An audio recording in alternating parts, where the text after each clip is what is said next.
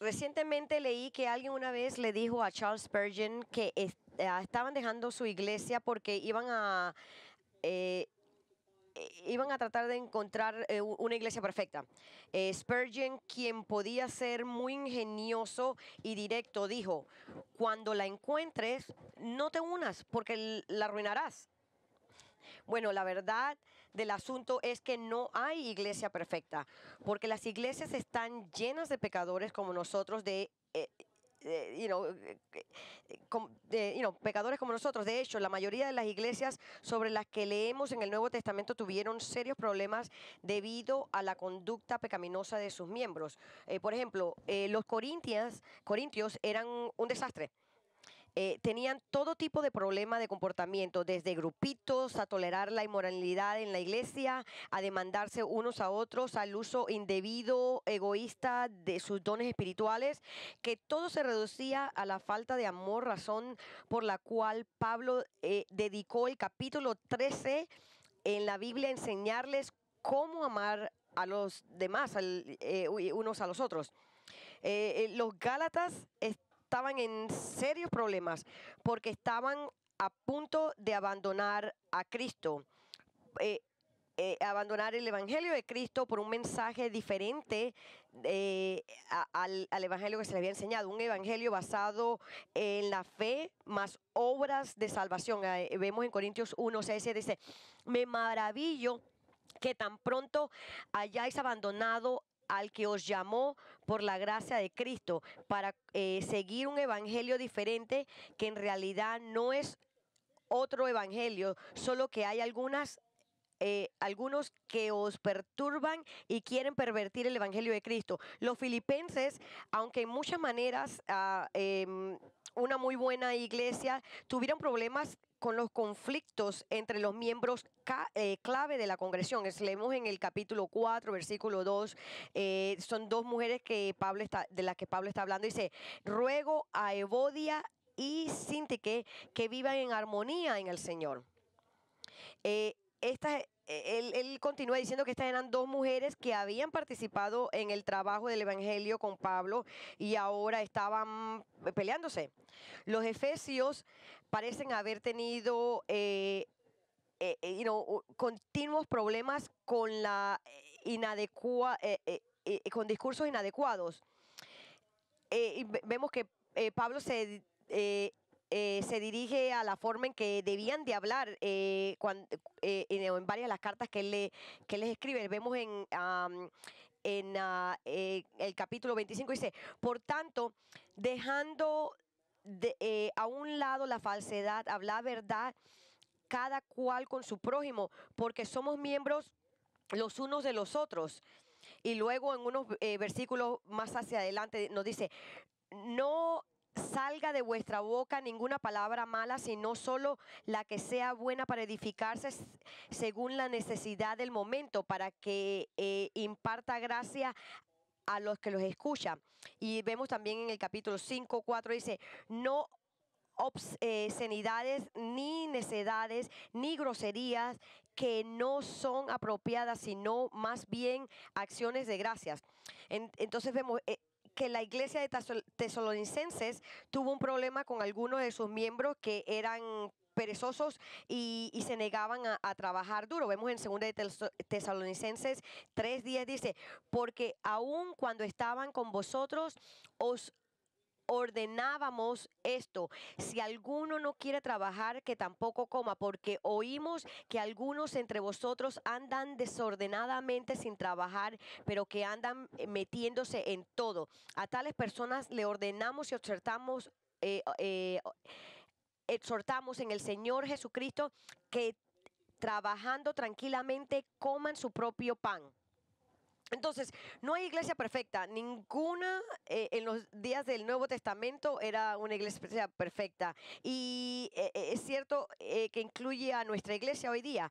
A lo largo de los años he observado a muchas personas que llegan a Lakeside, hay muchas personas que parten de Lakeside. Y la mayoría de las veces son motivos para irse, tienen que ver con sentirse decepcionados con otras personas, o sienten que la gente no les muestra suficiente amor, o que no les gusta la forma en que alguien les habla, o tienen unos conflictos no resueltos con alguien, o se sentían descuidados o pasados por alto.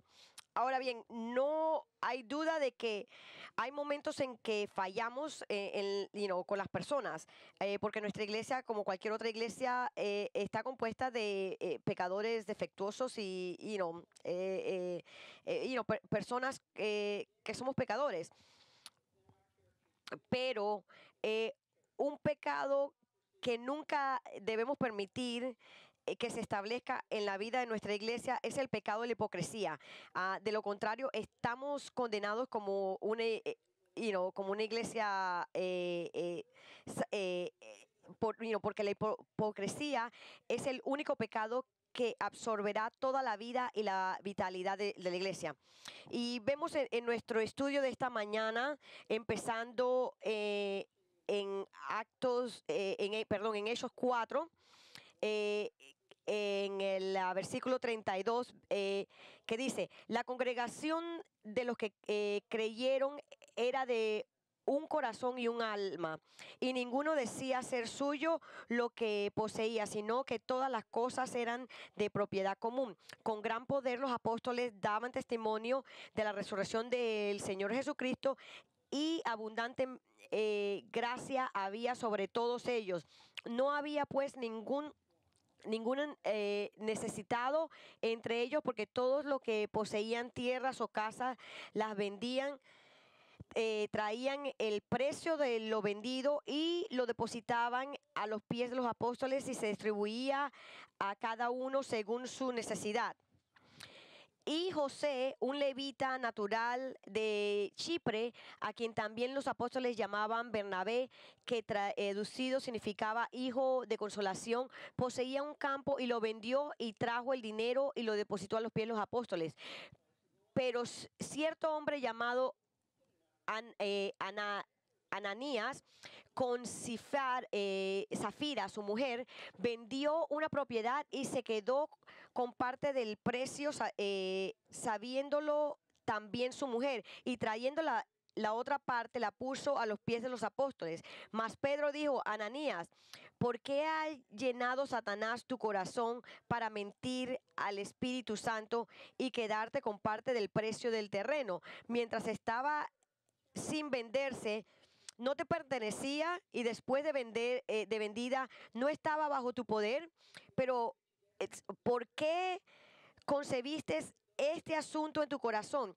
No has mentido a los hombres, sino a Dios. Al oír Ananías estas palabras, cayó y expiró, y vino un gran temor sobre todo lo que lo supieron. Y los jóvenes se levantaron y lo cubrieron, y sacándolo le dieron sepultura. Después de un lapso como de 3 horas entró su mujer, no sabiendo lo que había sucedido, y Pedro le preguntó: dime, ¿bendices el terreno en tanto? Y ella dijo: sí, ese fue el precio. Entonces Pedro le dijo: ¿por qué os pusisteis de acuerdo para poner a prueba el Espíritu del Señor? Mira, los pies de lo que sepultaron a tu marido están a la puerta, y te sacarán también a ti.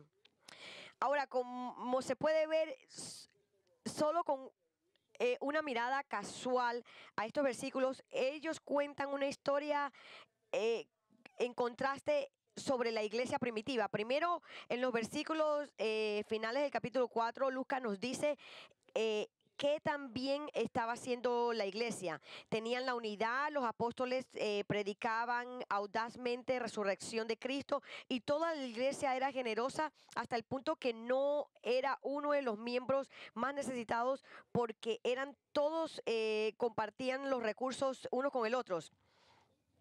Y, y luego vemos, cuando avanzamos al capítulo 5, vemos una imagen completamente diferente de la iglesia. Vemos un lado muy feo a medida que Lucas nos dice acerca de dos miembros de su iglesia, un esposo y una esposa llamada Ananías y Zafira, que en vez de ser generosos, como el resto de la congregación de Jerusalén, eran culpables de mentir, engañar, en avaricia, y sobre todo hipocresía. Pretendían ser espirituales al sacrificar su dinero cuando en realidad solo intentaban impresionar a los demás y obtener el mismo estado en la iglesia que tenía Barnabás. Ahora, la razón por la cual estas dos imágenes contrastantes de la iglesia se están dando en estos versículos es porque vemos cómo Satanás atacó a la iglesia primitiva y trató de destruir su salud y vitalidad. Esto es el primer ataque del diablo en la iglesia. Como recordarán nuestros estudios recientes, en el capítulo 4 contó la historia de la primera vez que la iglesia primitiva se enfrentó a la persecución. Es la historia de Pedro y Juan, siendo arrestados y juzgados por su parte en relación a la crucificación.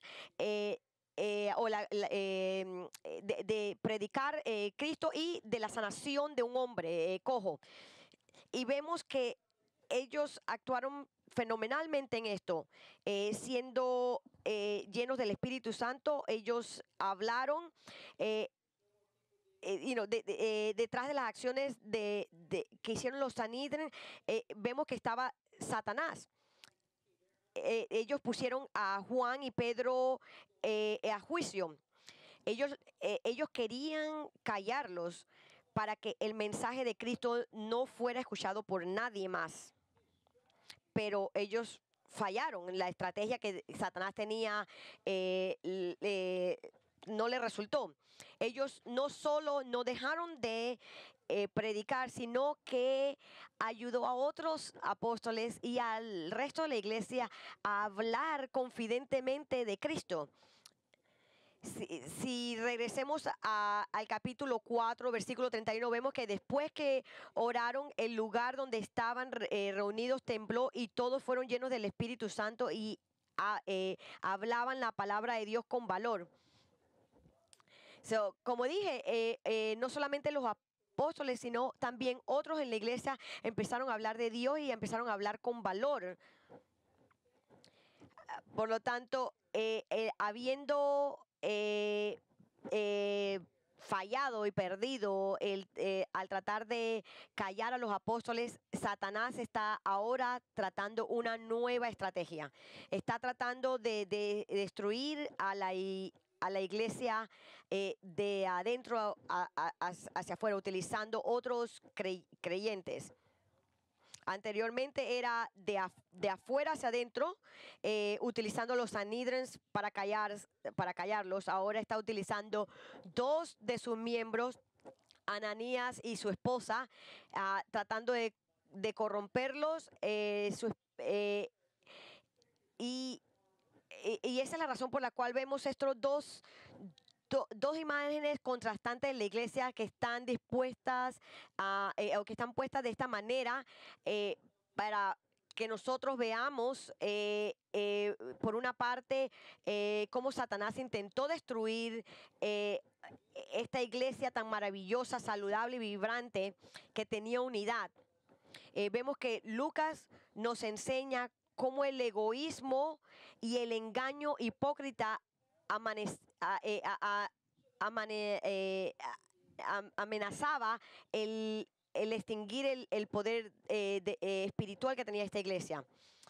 Y sabemos que esto no es simplemente tratando de ver cuál es la interpretación, sino sabemos que esto es exactamente el propósito que Lucas tenía de esto, porque al finalizar el capítulo 2, él ya nos había dado un vistazo de la salud espiritual de esta iglesia. Noten, regresando al capítulo 2, el versículo 44 y 45, leemos esto. Hablando de la misma iglesia, las mismas personas, dice, todos los que habían creído estaban juntos y tenían todas las cosas en común. Vendían todas sus propiedades y sus bienes y los compartían con todos. Noten qué tan similares son estos versículos a los que acabamos de leer al final del capítulo 4. Así que tenemos que pensar por qué Lucas se está repitiendo el mismo. Y es porque eh, es para mostrar cómo Satanás ataca la iglesia con el egoísmo y la hipocresía. Esto no nos debe sorprender porque en la Biblia, Satanás, cuyo nombre significa adversario, como enemigo de Dios, y por lo tanto es el enemigo de todos nosotros porque es el enemigo de Dios. Y, a- la parte más alta de la lista de él como enemigos está la iglesia. Eh, Esto incluye la persecución física, sus métodos, nuevamente, incluye la persecución física, que significa la violencia y el asesinato de creyentes, así como infectar a la iglesia con errores a través de falsos maestros que predican mentiras sobre Dios. Y también vemos que los métodos que él usa reflejan su naturaleza. Jesús nos dice en Juan 8:44, dice, sois de vuestro padre el diablo y queréis hacer los deseos de vuestro padre. Él fue un homicida desde el principio y no se ha mantenido en la verdad. Como vemos, el ataque del diablo no es limitado a esto. Él también quiere atacar a la iglesia no solamente desde afuera, usando violencia y mentiras, pero también eh, desde las personas de adentro, personas en la iglesia, contaminando a la iglesia con estas personas que no son realmente creyentes. Vemos que él es tan ineficaz y tan, en esto, él trata de utilizar personas como Ananías y su esposa. Y la razón de que este pasaje de la Escritura es tan importante y relevante para nosotros, para aprender y entender, es porque Satanás sigue utilizando este mismo método hoy día para tratar de destruir las iglesias locales. El diablo es tan malo que es duro de describir esto, pero es bastante predecible. Y no es especialmente creativo o imaginativo, por lo que podemos esperar que él use el mismo enfoque a tratar de tratar de que nosotros veamos o seamos una iglesia hipócrita, donde las personas simplemente se preocupan por la apariencia de ser piadosos en lugar de ser realmente piadosos. Y si él llega a hacer eso, entonces él realmente va a ser exitoso en destruir a nuestra iglesia. Así que nuestro estudio de esta mañana es importante para todos nosotros, porque todos nosotros podemos caer en la tentación de Satanás de tratar de vernos bien con un estatus de hipócrita, egocentrístico. Nuevamente, la forma en que Lucas presenta este asalto del diablo en la iglesia es dando un contraste de fondo de las personas de esta iglesia, uno saludable y vibrante y el otro, feo y engañoso. Entonces, lo que vamos a hacer esta mañana es primero pasar por la imagen eh, eh, que Lucas nos da de la parte buena, ¿verdad?, de la iglesia, y luego pasar a ver la parte mala cómo estas personas se portaron. Así que vamos a ver no solamente superficialmente, sino el pecado, la razón realmente del pecado de estas personas, ¿verdad? Y lo que tenemos que hacer como iglesia, si vemos que esto sucede en el medio de nuestra iglesia, ¿verdad? Y que Satanás está tratando de destruir nuestra iglesia de esta manera. Así que vemos que nuevamente Lucas nos da la imagen de esta iglesia fuerte, saludable en Jerusalén, que estaba caracterizado por una gran generosidad. Vemos que en Hechos 4, 32 al 35 nos dice, la congregación de los que creyeron era de un corazón y un alma, y ninguno decía ser suyo lo que poseía, sino que todas las cosas eran de propiedad común. Con gran poder los apóstoles daban testimonio de la resurrección de el Señor Jesucristo, y abundante gracia había sobre todos ellos. No había pues ningún necesitado entre ellos, porque todos los que poseían tierras o casas las vendían, traían el precio de lo vendido y lo depositaban a los pies de los apóstoles, y se distribuía a cada uno según su necesidad. Ahora, les recuerdo que en los versículos anteriores estamos viendo cómo se veía una iglesia que estaba llena del Espíritu Santo, ¿verdad? ¿Cómo funcionaba? Lo que vemos enfrente de nosotros es varias imágenes de la característica de esta iglesia que está llena del Espíritu, que está bajo el poder del el Espíritu de Dios. Lo primero que vemos en el versículo 32, leemos que esta iglesia estaba caracterizada por la unidad. Leemos que la congregación de los que creyeron era de un corazón y un alma. Ellos tenían una gran unidad, nuevamente un solo corazón, una sola alma. El Señor era Jesús era su Señor, y todos sus deseos y metas eran las mismas. Todos pensaron el uno por los otros, siempre estaban tratando de ayudarse, lo que hacía que esta iglesia unificada fuera tan especial era que para este tiempo esta iglesia había crecido a 5,000 personas, y las personas que componían esta iglesia proveían de diversos orígenes. Si bien es cierto que todos ellos eran judíos, no habían gentiles que eran cristianos en estos momentos, pero ellos provenían de muchos países diferentes, con muchas culturas diferentes. ¿Cómo sé esto? Ustedes deben saber esto, porque lo vemos en Hechos 2. Lucas nos enumera varias naciones de las personas que escucharon el Evangelio el día de Pentecostés. Y vemos que 3,000 de estas personas vinieron de diferentes lugares a Jerusalén. Y cuando el Espíritu llegó, Pedro nos dice que nuevamente 3,000 personas fueron salvas. Algunos, por supuesto, residentes de Jerusalén, pero muchos de ellos afuera de Jerusalén, viviendo en otros lugares con diferentes culturas, con diferentes lenguajes, y ellos se convirtieron en la iglesia.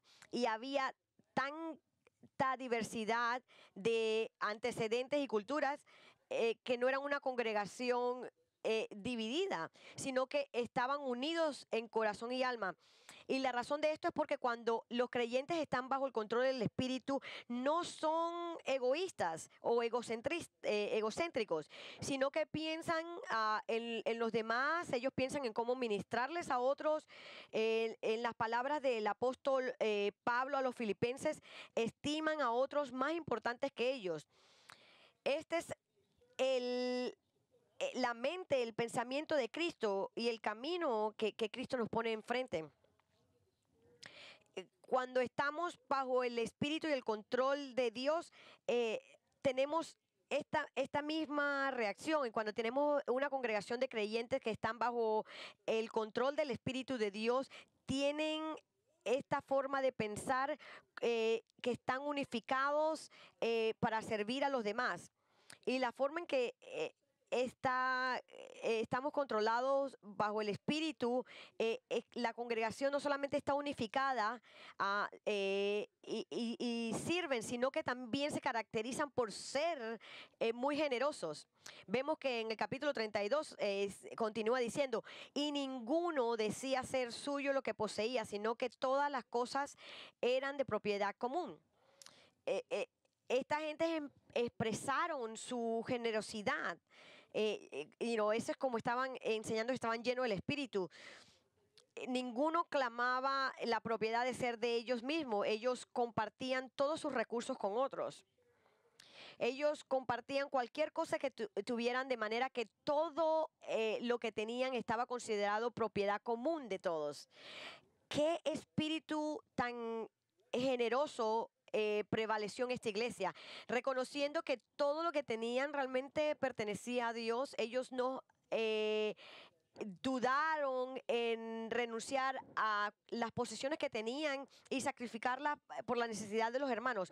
Ahora, tenemos que entender que cuando Lucas dijo todas las cosas estaban en propiedad común para ellos, él no está diciendo que estaban practicando una manera primitiva de comunismo. No. Ninguna de estas personas estuvieron forzadas, como se hace en el comunismo, a dar las propiedades, sus propiedades privadas. Es más, como vemos en el capítulo 5, la declaración de Pedro cuando le habla a Ananías, él revela que la propiedad privada todavía estaba bajo su poder. Verán, es más, había una reunión de oración que tomó lugar en la casa de uno de los creyentes, por ende tenía propiedad. Y esto, y, y esto no es lo que sucede en el comunismo. En el comunismo te quitan las propiedades. Esto es ellos de cuenta propia daban sus propiedades, sus posesiones para ayudar a otros. Estaban tratando de mostrar su amor para satisfacer las necesidades de los demás. Personas que tenían necesidades. Vemos que hay dos pasajes en la escritura que nos muestra esto. Lo vemos en Santiago 2, dice: si un hermano o una hermana no tiene ropa y carecen del sustento diario, y uno de vosotros le dice, ir en paz, calentaos y saciaos, pero no les dais lo necesario para su cuerpo, ¿de qué sirve? Que uno diga, mira, hermano, voy a orar por ti. Nos dice Santiago, ¿qué clase de fe es esa? ¿Qué bueno es eso? De nada. El apóstol Juan nos dice, en primera de Juan 3, en 16 dice, al 18 nos dice, en esto conocemos el amor, en que Él puso su vida por nosotros. También nosotros debemos poner nuestra vida por los hermanos. ¿De qué le está hablando esto? ¿De que debemos morir físicamente por otros? No, Él está diciendo, pero el que tiene bienes de este mundo y ve a su hermano en necesidad y cierra su corazón contra él, ¿cómo puede morar el amor de Dios en él? Hijos, no amemos de palabra ni de lengua, sino de hecho en verdad. Juan nos está diciendo, no, no digas, diré una oración por ti, o te amo, hermano. Y ese uno debe estar,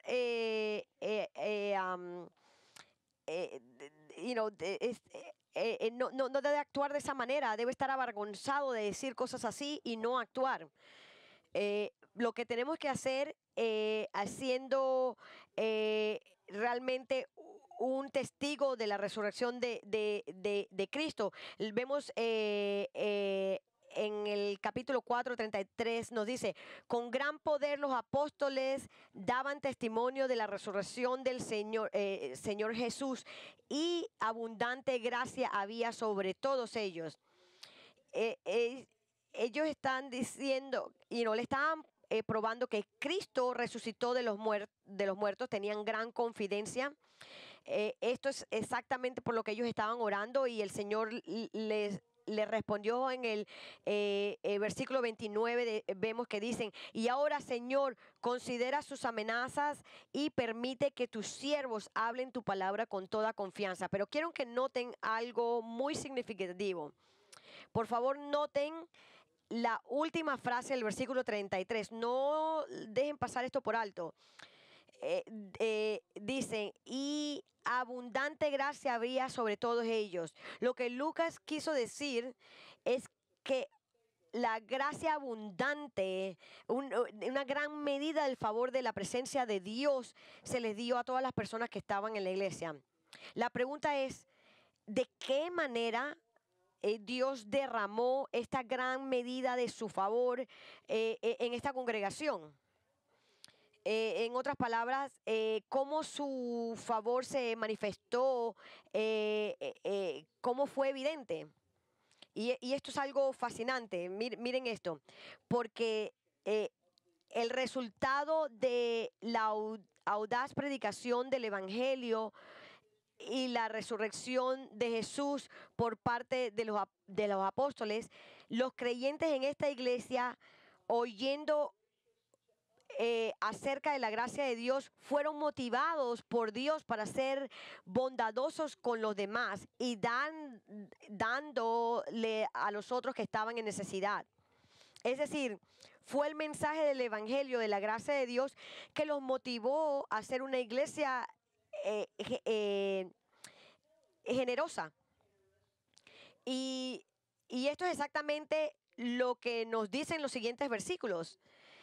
Nos dice que la generosidad de esta iglesia fue simplemente por el Evangelio de Cristo, que los convirtió en vez de ser egoístas y apretados con sus cosas, a ser personas generosas. Porque es solo el Evangelio de Cristo que nos cambia a ser generoso, nos trae a tener esta generosidad en nosotros. Al tratar de motivar a los corintios para que sean generosos en sus ofrendas, Pablo recorre al ejemplo de Jesús en su generosidad al darse a sí mismo. En 2 de Corintios 8, él nos muestra esto. Nuevamente su generosidad increíble. Él les dice, y que esto sea una motivación para nosotros, él dice, porque conocéis la gracia de nuestro Señor Jesucristo, que siendo rico, sin embargo, por amor a vosotros, se hizo pobre. Eso quiere decir que dejó la gloria del cielo para venir a la tierra. Dice, para que vosotros, por medio de su pobreza, llegarais a ser ricos. Es solo cuando comprendemos la generosidad de Dios que en Cristo vamos a ser generosos con otros. Entre más entendemos la gracia de Dios en nuestra vida, en nuestra salvación, lo más estamos dispuestos a compartir nuestros recursos con otros y ser un instrumento de la gracia de Dios en la vida de otros. Como vemos, una iglesia generosa es una iglesia donde el Evangelio es claramente y audazmente proclamado, y donde la gente está constantemente recordando todo lo que Cristo dejó por nosotros y por la salvación de nosotros. Y en respuesta a esto, al sacrificio de Cristo, y nosotros, sus seguidores, estamos motivados a sacrificar nuestros bienes por los demás. Y es de esta manera que el favor de Dios reposa en nuestra congregación. Esto es lo que un maestro bíblico, en la manera que un maestro bíblico lo puso, dice que inspira una cultura de sí en el amor. Me fascina esto.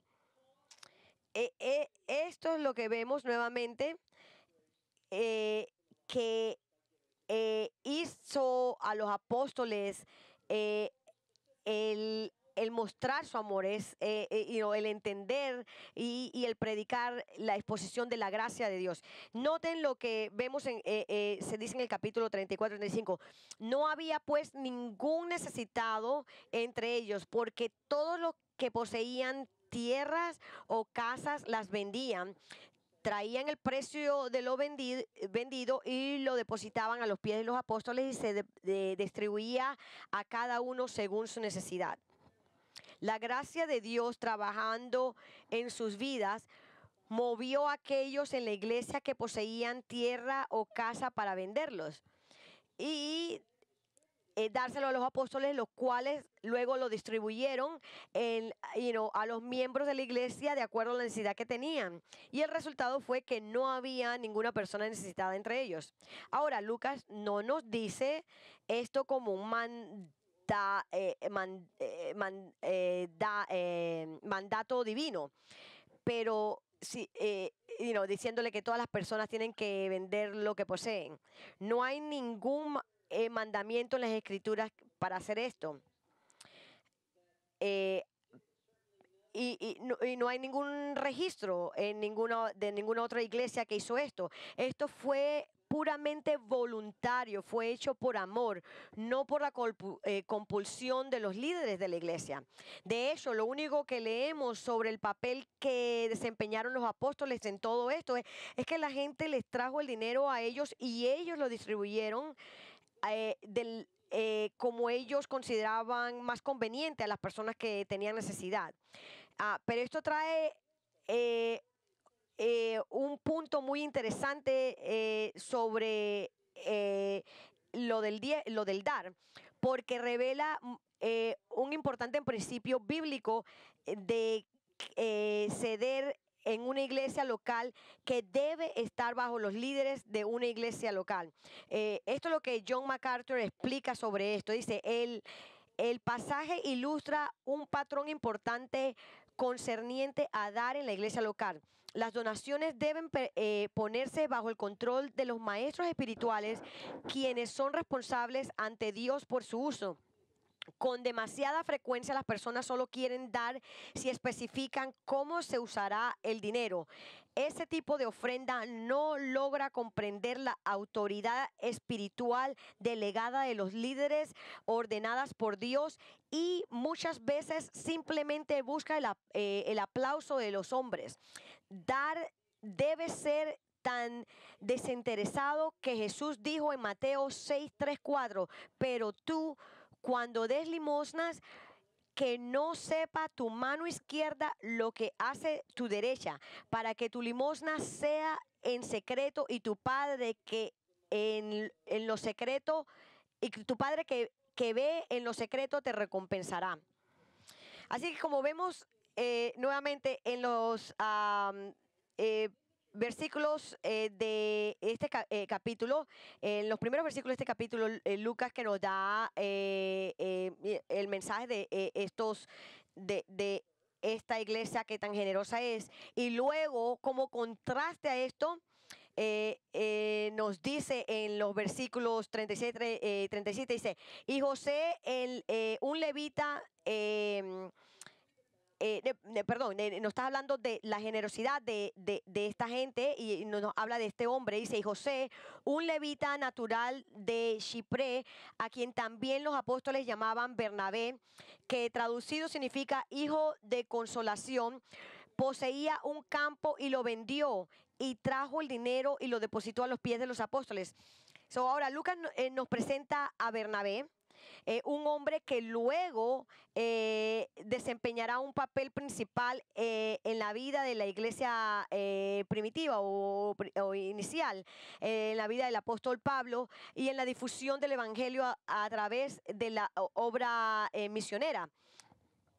Pero vemos que él nos está hablando de que Bernabé era un levita, lo que significa que era un judío de la tribu sacerdotal, en la tribu de los Leví, y que él era de la isla de Chipre, por lo que no estaba, no era un nativo de Israel, y que su nombre de pila era José, pero fue apodado Bernabé, que significa hijo de aliento.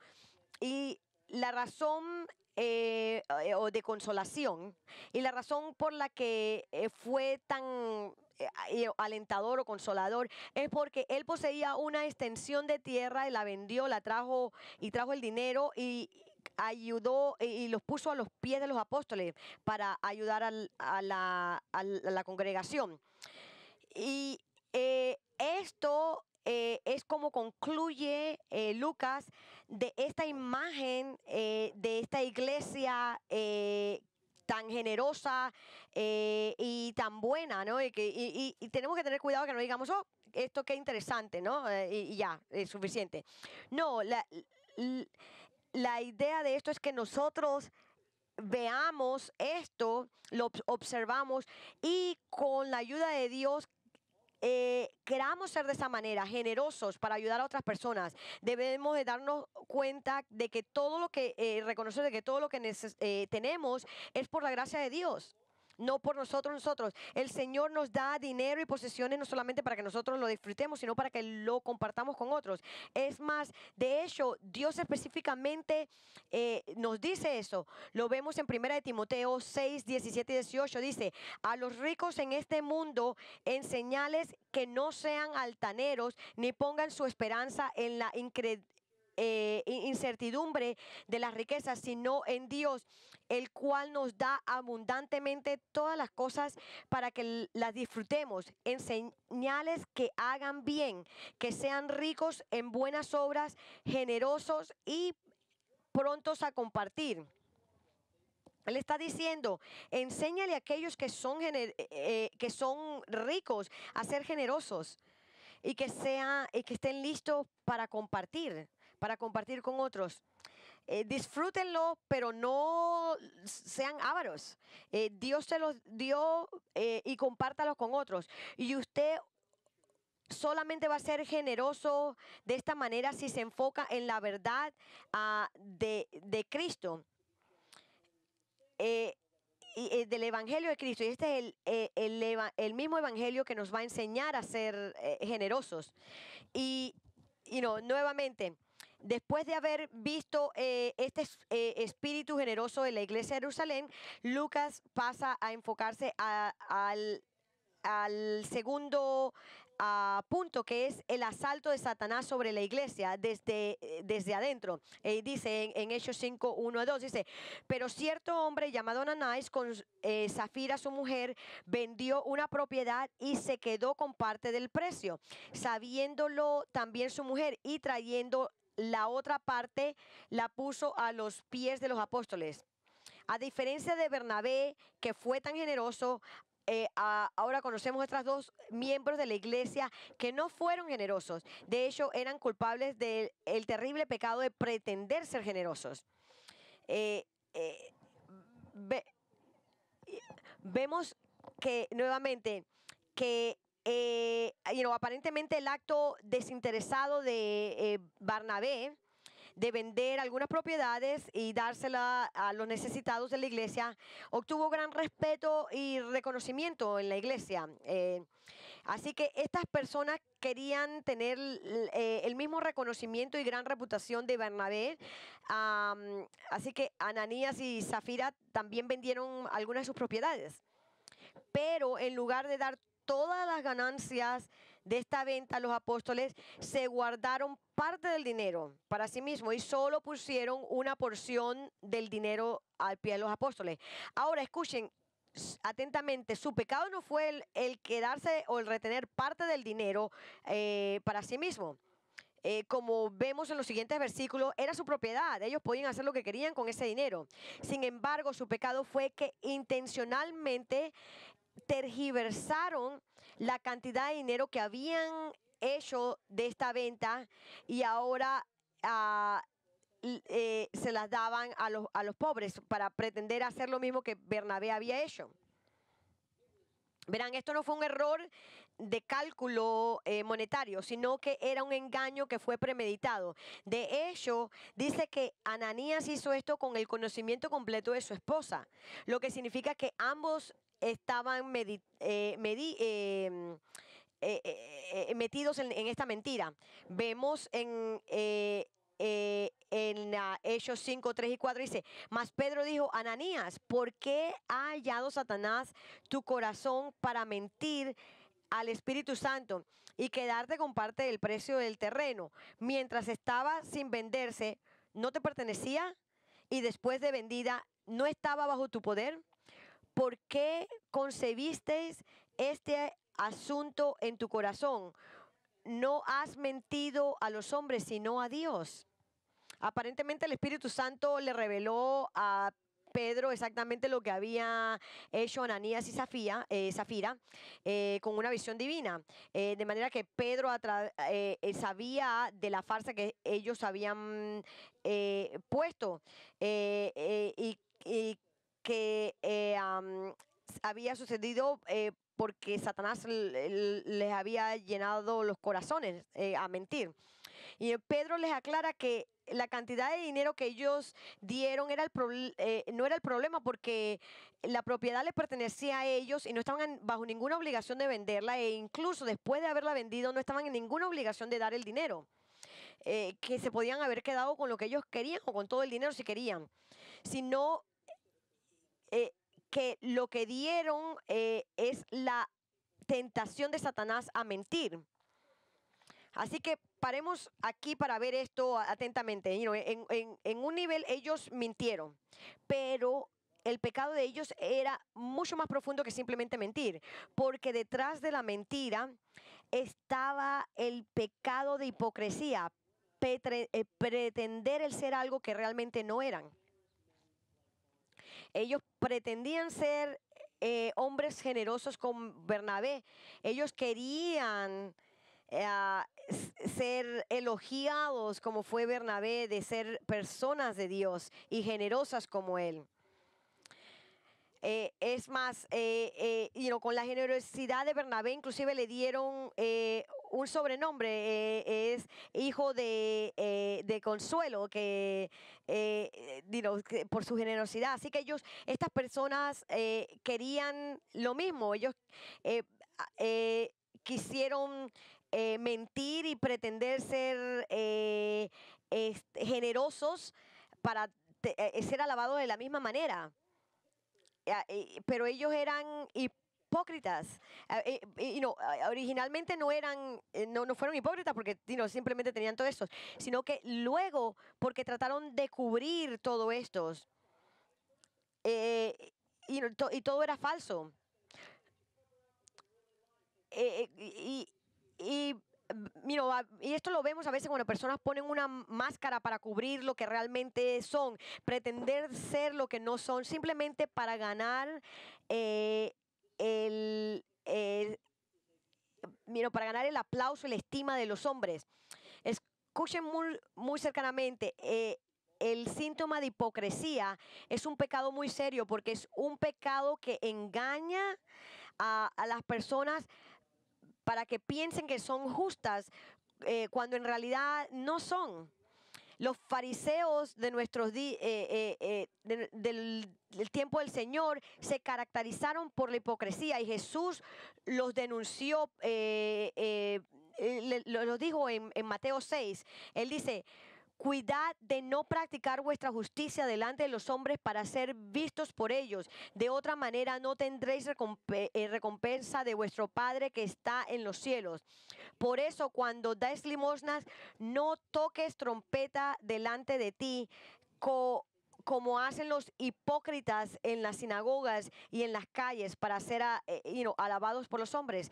Los fariseos simplemente eran hipócritas. Ellos querían parecer ser piadosos y religiosos, pero realmente no lo eran. Y la relevancia de este pecado de hipocresía es que podemos ser de esa manera. Hay muchos creyentes que son culpables de hacer eso, que están más preocupados de la apariencia por fuera, de verse piadosos, de que otros piensen que ellos son piadosos, de en vez de en realidad ser piadosos. Estos cristianos se enfocan, ellos siempre se enfocan en lo en externo, no lo interno, de la manera de cómo se ven, la clase de ropa que usan, asegurándose que cuando hacen algo que las otras personas sepan de eso. Y el abstenerse de hacer ciertas actividades que otras personas no van a aprobar. Estos son cristianos que se están más preocupados por el prestigio y estatus y el verse bien en los ojos de otras personas, a todo externo, de que los hombres los estimen a ellos, en vez de tener las virtudes internas de santidad cierta, las cosas que realmente significan y complacen a Dios, de ser, estar en sumisión a Él, de arrepentirse de los pecados en silencio y hacer las cosas cuando nadie más los ven, calladamente obedeciendo a Dios sin tener la gloria de otros. Yo he conocido a cristianos que actúan hipócritamente de la misma manera que Ananías y Zafira lo hicieron, porque como esta pareja querían impresionar a la gente y que otros pensaran en ellos como grandes cristianos.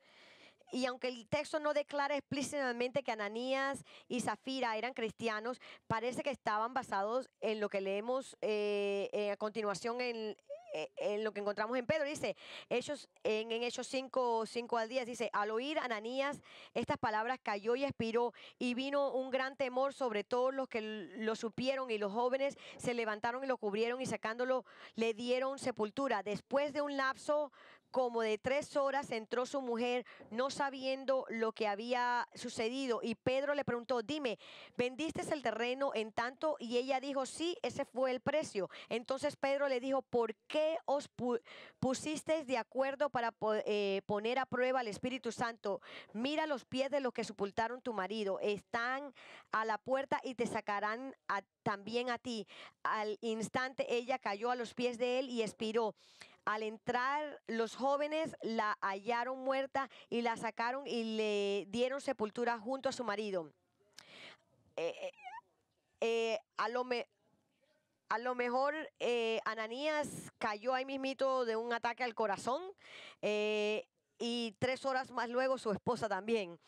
Eh, eh, y ellos sepultaron a Ananías, y nuevamente vemos que la esposa entra, ella no sabía lo que había sucedido, ella fue confrontada por Pedro, que le pide que confirme el precio en el que habían vendido esto, y ella dijo sí, ese fue el precio, y después que Pedro la confrontó acerca de esto, la confronta acerca de su pecado, y de inmediato ella también fue pronunciada, yo digo, el juicio de Dios sobre ella, y cayó al igual que su esposo.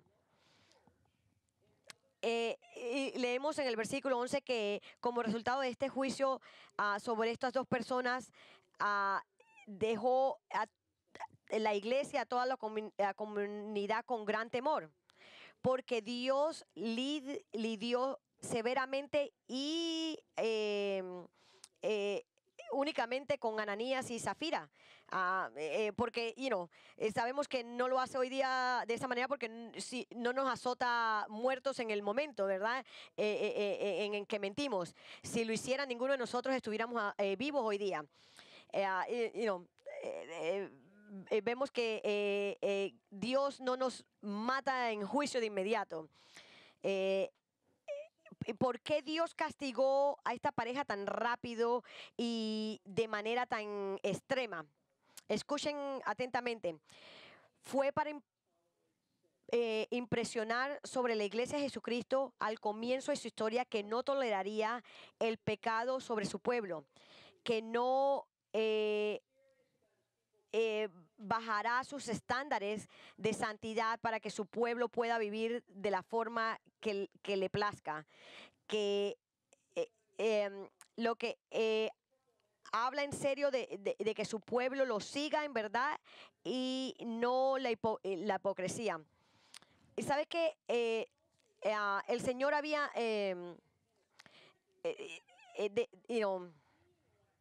si el Señor nos hubiera tratado con esta severidad sobre el pecado de hipocresía, no lo haríamos más nunca. Eh, pero vemos que esto era el estándar antes, pero hoy día no lo es. Vemos realmente hay muchas iglesias hoy día que no están aisladas, pero que están caracterizadas por hipocresía, porque la gente están permitidas de de crear la impresión de que son cristianos santos, piadosos y fuertes, cuando en realidad son muy impios y no espirituales, y solo parecen tenerlo todo y hacerlo todo bien, pero no lo hacen. Así que al comienzo, la razón por la cual al principio de la iglesia, Dios envió este mensaje tan fuerte a su pueblo y a la comunidad no salva, de que Él no toleraría el pecado y serían juzgados. Y el hecho de que tomó la vida física de Ananías y Zafira parece indicar que eran verdaderos creyentes, porque la muerte prematura es uno de los motivos de Dios para disciplinar a su pueblo. El Señor todavía quiere que su iglesia sea pura, y eso significa que su pueblo no debe ser hipócrita. Por lo tanto, examine su corazón para ver si hay algo de hipocresía en la forma en que nos comportamos. No simplemente tratar de parecer de que somos, sino las cosas que hacemos o decimos para engañar a la gente y hacerle creer de que usted es un gran cristiano. Arrepiéntase de eso. Arrepiéntase de eso, porque el Señor va a lidiar con usted. Y si usted conoce alguna hipocresía flagrante o obvia en la vida de cualquiera de los miembros de esta iglesia, confróntelos al respecto. Habla la verdad con amor, pero confróntelo. Así es como la iglesia debe lidiar con este pecado insidioso. De lo contrario, tiene el potencial de corromper y destruir nuestra iglesia. Ahora, si usted no conoce a Cristo, entonces lo encomiendo, porque Él no es un hipócrita. Su vida es pura, real, es santa. Él es lo que Él dice ser. No hay ningún engaño, y cuando Él habla, Él solo habla la verdad. Él realmente dice lo que dice es cierto. Y Él ha dicho que Él es el único camino al Padre, porque su muerte aseguró la salvación. Así que confíe en Él como su Salvador, y Él le dará perdón de los pecados y salvación, si usted confía en Él para ser su Salvador y Señor. Oremos. Padre, te damos gracias por este pasaje, estos dos pasajes de Escritura. Señor, te damos gracias de que tú eres santo y que tú no toleras la falta de santidad. Tú odias falsedad. No queremos ser falsos, Señor. No queremos ser una iglesia falsa. No queremos ser como los fariseos, Señor, pretendiendo ser algo que no somos. Ayúdanos a ser transparentes, a ser humildes, no vivir pretendiendo ser lo que no somos, sino ser reales, Señor, ser realmente espirituales.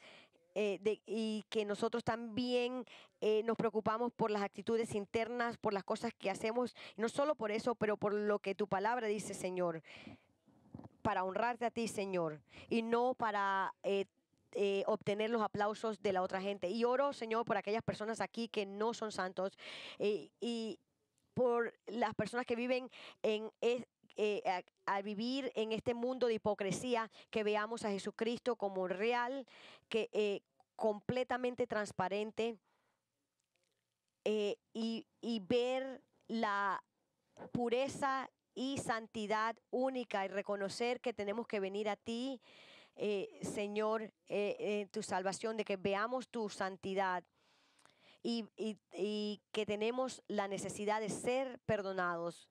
Esto oramos en nombre del Señor Jesucristo. Amén. Gracias por venir. Pueden ir a su día.